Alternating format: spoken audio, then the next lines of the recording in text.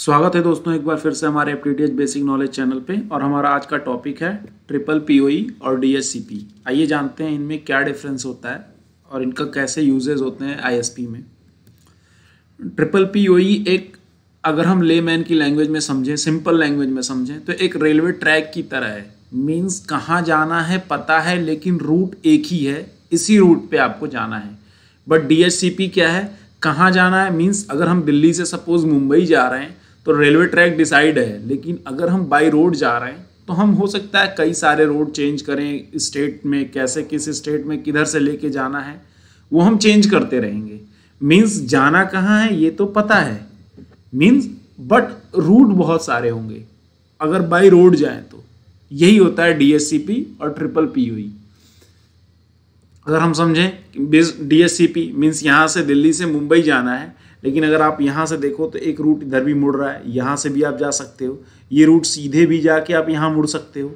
Means आपके सामने path बहुत हैं, ठीक है, जाने के जिस जगह पे जाना है उसके लिए आपको रास्ते बहुत हैं। बट ट्रिपल पीओई में एक रेलवे ट्रैक की तरह है। मीन्स सिर्फ एक ही रूट से हमें जाना है, कोई और रूट पे हमें नहीं मुड़ना है कि मीन्स यहाँ से मुझे इधर मुड़ जाना है या उधर मुड़ जाना है, नहीं, मेरे लिए एक रूट डिसाइड है, इसी रूट पे मुझे चलना है। ये होता है ट्रिपल पीओई।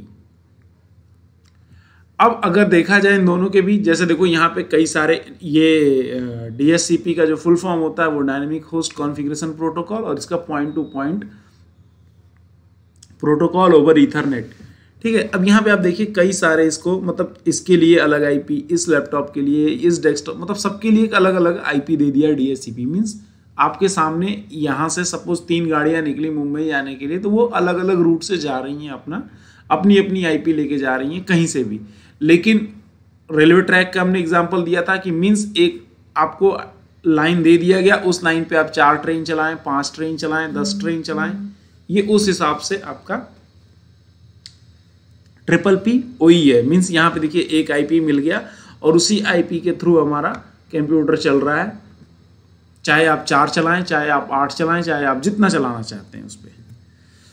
अब आइए इसका देखते हैं कि अगर हम कस्टमर प्रीमाइसेस के घर पे विजिट कर रहे हैं या हम एक्टिवेट कर रहे हैं, अपना कनेक्शन लगा रहे हैं और हमारी कनेक्टिविटी ट्रिपल पीओई है या डीएससीपी है, तो इसको एक्टिवेट कैसे करेंगे। तो अगर हम डीएससीपी को एक्टिवेट करना होगा तो हम कस्टमर के घर पे जो भी मॉडेम राउटर ओएनटी लगाएंगे उसका सीरियल नंबर मैक, और जो भी प्राइमरी स्प्लिटर कह लो या आप ओएलटी का पोर्ट बोल दो, इसके मैचिंग के थ्रू एक ट्रिगर एक्टिवेशन होता है। मींस ऐप के थ्रू करना चाहते हो या कोई विंडो के थ्रू या कोई एप्लीकेशन के थ्रू, तो आप इनको एक मैच कराओगे और ये मैचिंग जो होती है वो डिज़ाइन के हिसाब से उन पे टूल पे दिया रहता है, आप उसे एक्टिवेट कर दोगे। और अगर इनका ट्रिपल पीओई का ट्रिगर एक्टिवेशन आप जानना चाहते हो तो ट्रिपल पीओई का है यूज़र नेम और पासवर्ड। एक क्रेडेंशियल यूज़र नेम और पासवर्ड दिया जाएगा, आप उसके थ्रू उसे एक्टिवेट कर दोगे। अब आइए जानते हैं कि इनके डीएससीपी में ये क्यों ज़रूरत पड़ रही है और ट्रिपल पीओई में ये क्यों ज़रूरत पड़ रही है, क्रेडेंशियल क्या है और इनको कैसे समझते हैं। तो इनको समझने के लिए है, जैसे सपोज दोस्तों कि ये ओएलटी लगा हुआ है, ये हमारा एक स्प्लिटर, ये हमारा दूसरा स्प्लिटर और ये हमारा ओएनटी लगा हुआ है। अब हमें इसे एक्टिवेट करना है तो हम सिंपल एक कनेक्शन बना के और उसे एक्टिवेट कर सकते हैं। लेकिन अब ये तो देखिए, ये तो केवल लेइंग हो गया और हमने कनेक्शन बना दिया, यहाँ पे पावर सप्लाई आ रहा है। लेकिन अगर ये ट्रिपल पीओई हो या ये डीएससीपी हो, ठीक है, या यही 2 ऑप्शन होगा आपके सामने, या तो ट्रिपल पीओई या तो डीएससीपी, किसके थ्रू आप एक्टिवेट करेंगे। क्लियर है। तो आइए देखते हैं। अब ऐसे ही जैसे एक सिंपल, एक नॉर्मल ओएलटी जो होता है दोस्तों वो 4 पोर्ट का होता है, 4 पोर्ट, 8 पोर्ट, 16 पोर्ट। तो 4 पोर्ट के हमने लिया P1, P2 और ये P3, ठीक है। ये हमने एक कनेक्शन बनाया। अब हमारा देखिए नेक्स्ट क्या जा रहा है, P1 S1, P2 S2 से ये कनेक्ट होता है। सपोज ऐसे ही जो सेकेंडरी स्प्लिटर है उससे P2 S1, ये उसके स्प्लिटर सेकेंडरी कनेक्ट होते हैं, ऐसे ये P3 के कनेक्ट हो जाते हैं। अब क्या है कि ऐसे मान लीजिए एक कनेक्शन हमने एक सोसाइटी में, एक कॉलोनी में लगा दिया और अब हमें एक्टिवेट करने के लिए हमारा इंजीनियर वहाँ पहुँचता है। अब वो उसे कैसे एक्टिवेट करेगा और कैसे S2 फाइंड करेगा। अब उसको तो उस गली में 2 S2 दिखाई दे रहे हैं या सपोज 3 S2 दिखाई दे रहे हैं। अब वो किस S2 से करता है, मान लो पहला S2 उसको दिखाई दे रहा है P1S1 और दूसरा दिखाई दे रहा है आपका P3S1, ठीक है।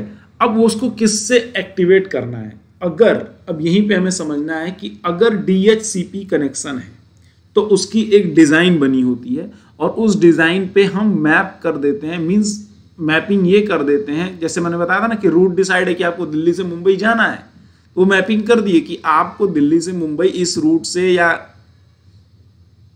आप जो भी रूट चूज करेंगे लेकिन आपको जाना मुंबई है। अब बीच में कितने रास्ते हैं, तो उनके रास्ते जो हैं, इन जैसे अगर प्राइमरी स्प्लिटर के रास्ते देखा जाए तो एक ये रास्ता है और एक ये रास्ता है, ये सेकेंडरी स्प्लिटर है, ये इनके अपने रास्ते हैं, इनके अपने रास्ते हैं, और इस OLT से इनको गाइडलाइन मिलता है कि आपको कैसे चलना है।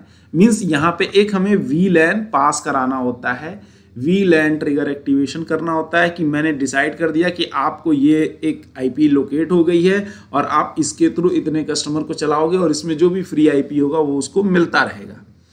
मींस कि सपोज जैसे ये पहला पोर्ट है, सारा खेल इस पोर्ट का ही होता है दोस्तों DHCP में। अब इस पोर्ट से ये कनेक्शन है, इस पोर्ट से ये कनेक्शन है, और तीसरे वाले पोर्ट से तीसरा कनेक्शन है। अब इस पोर्ट से 64 कस्टमर चल सकते हैं। अब 64 कस्टमर इस पोर्ट से चलने वाले में अगर हम इस पोर्ट से कनेक्ट कर देंगे तो क्या चलेंगे, तो अगर VLAN मैच कर गया तो चलेंगे, नहीं तो नहीं चलेगा। अब VLAN की लिमिट क्या डली हुई है ये जानना पड़ेगा, ये डिज़ाइन के हिसाब से होगा, ये डिज़ाइन टीम करती है, प्लानिंग टीम करती है, उस हिसाब से आपको इसे एक्टिवेशन करना पड़ता है। अब मीन्स ये P1S1 से अगर मान लीजिए सपोज ये कनेक्ट होता है या इससे ये कनेक्ट होता है तो ये चल जाएगा।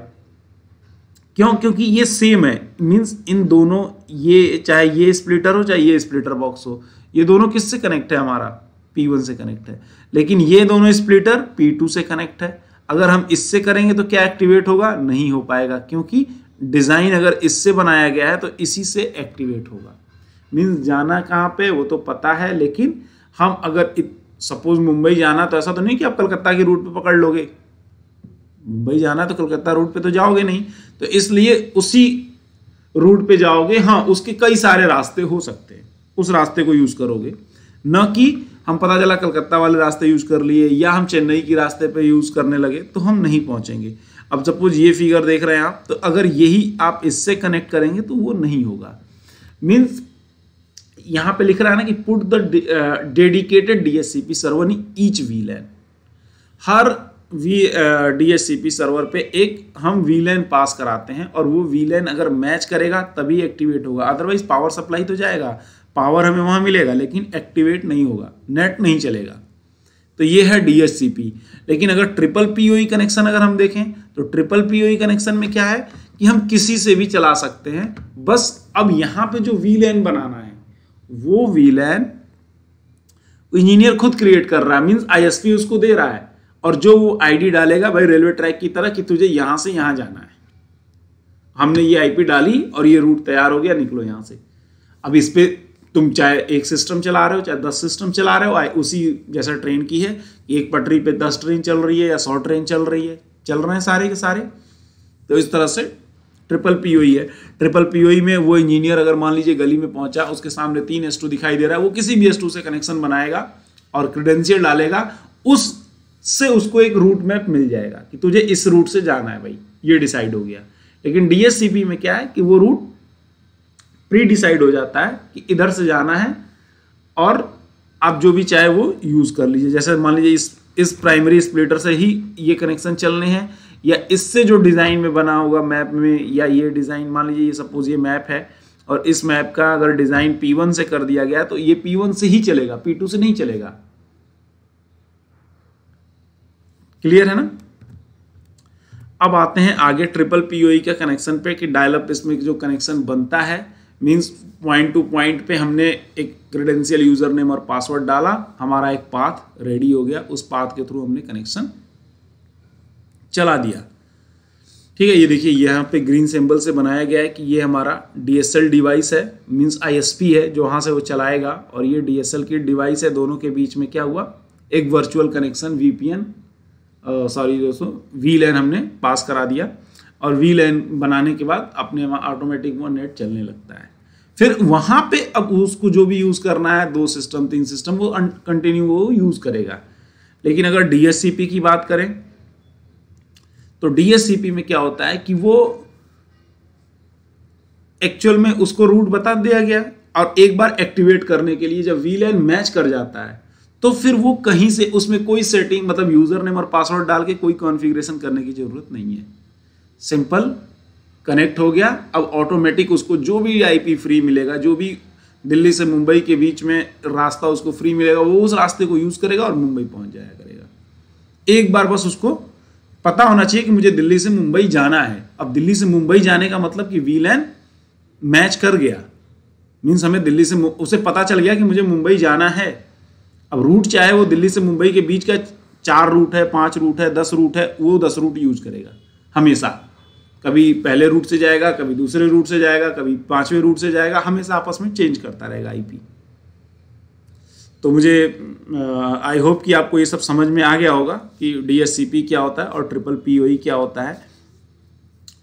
अगर और कुछ इसमें आपको जानकारी चाहिए तो आप मुझे ज़रूर कमेंट करके बताएं, मैं उस पर वीडियो बनाऊंगा। नेक्स्ट टॉपिक है हमारा सीपीई कस्टमर प्रोमाइसेस इक्विपमेंट। इसके बारे में जानेंगे नेक्स्ट टॉपिक में कि ये क्या होता है, इसे कैसे कॉन्फ़िगर करते हैं, कैसे इसमें A to Z अपडेट इसके बारे में हम जानेंगे दोस्तों। तब तक के लिए धन्यवाद।